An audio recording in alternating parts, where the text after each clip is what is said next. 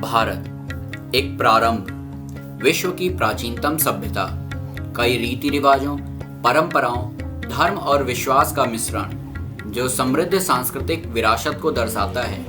28 राज्यों और 8 केंद्र शासित प्रदेशों का संघ, भूमि क्षेत्र के हिसाब से 7वां और दुनिया में सर्वाधिक जनसंख्या वाला लोकतंत्र है।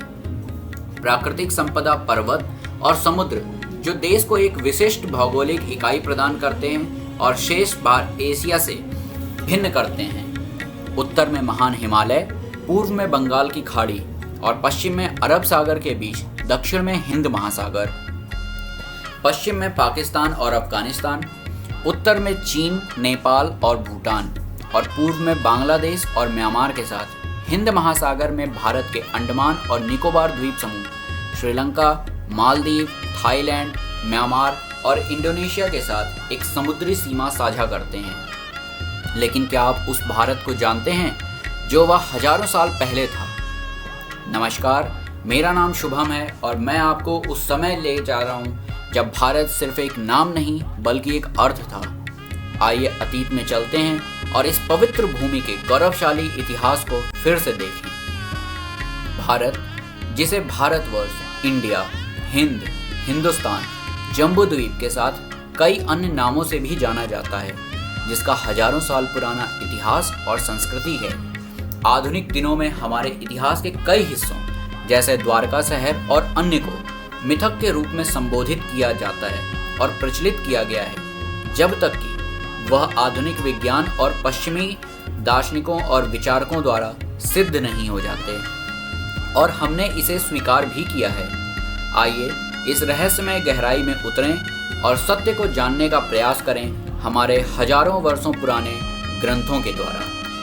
वेद प्राचीन भारत के पवित्र साहित्य हैं और विश्व के भी सबसे प्राचीन साहित्य हैं और हिंदुओं के प्राचीनतम और आधारभूत धर्म ग्रंथ भी हैं। वेद 4 हैं। ऋग्वेद दार्शनिक प्रश्नों, समाज में दान जैसे गुणों, ब्रह्मांड की उत्पत्ति और परमात्मा की प्रकृति के बारे में प्रश्न और उनके भजन और अन्य आध्यात्मिक मुद्दों से संबंधित है। ऋग्वेद में मृत्यु निवारक त्र्यंबक मंत्र या मृत्युंजय मंत्र वर्णित है। विश्वविख्यात गायत्री मंत्र भी इसी में वर्णित है। इसके कुछ छंदों को हिंदू संस्कार समारोह जैसे शादियों और प्रार्थनाओं के दौरान सुनाया जाता है, जिससे यह संभवतः निरंतर उपयोग में दुनिया का सबसे पुराना धार्मिक पाठ बन जाता है। यजुर्वेद हिंदू धर्म का एक महत्वपूर्ण श्रुति धर्म ग्रंथ है और 4 वेदों में से एक है। इसमें यज्ञ की असल प्रक्रिया के लिए गद्य और पद्य मंत्र हैं। अक्सर ऋग्वेद के बाद दूसरा वेद माना जाता है। इसे ऋग्वेद से अलग माना जाता है क्योंकि यजुर्वेद मुख्य रूप से एक गद्यात्मक ग्रंथ है। सामवेद संगीत प्रधान है। अथर्ववेद इसमें देवताओं की स्तुति के साथ चिकित्सा विज्ञान और दर्शन के भी मंत्र हैं। आयुर्वेद की दृष्टि से अथर्ववेद का महत्व अत्यंत सराहनीय है। उपनिषद हिंदू पंथ के महत्वपूर्ण श्रुति धर्म ग्रंथ हैं। पुराण हिंदुओं के धर्म संबंधी आख्यान ग्रंथ हैं, जिनमें संसार, ऋषियों, राजाओं के वृत्तांत आदि हैं। इनके अलावा शास्त्र, सूत्र, रामायण, महाभारत, भागवत गीता तथा दूसरे और भी ग्रंथ हैं जो हमारे उन्नत इतिहास के परिचायक हैं।